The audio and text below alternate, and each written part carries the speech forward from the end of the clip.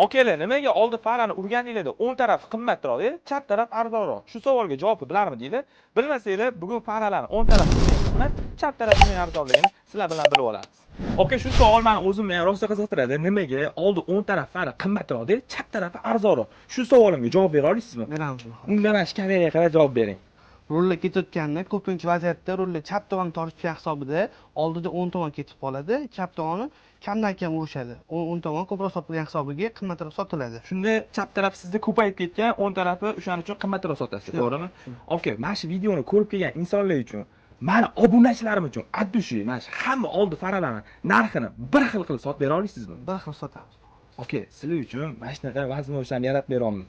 Endi faralar narxi to'g'risida gaplashamiz. Shunda bu qo'limizdagi Nexus chagina faralari bor, to'g'rimi? Komplekti nechi pul aka? 1.600 ming so'm. O'ng taraf, chap taraf farqi yo'q. Shunda 800 ming so'mdan bor, to'g'rimi? Gentra komplekt faramiz nechi pul bo'lyapti? 1.200 ming so'm. O'ng tarafi 600 ming so'm, chap tarafi ham 600 ming so'm, to'g'rimi? Akalar, ko'ryapsizlarmi? Cobalt chokalarimiz uchun komplekt original faran narxi nechi pul? 1.460 ming. 1.460 ming so'm bo'lsa, o'ng tarafi ham, chap tarafi ham alohida 730 ming so'mdan bo'lsa, to'g'rimi?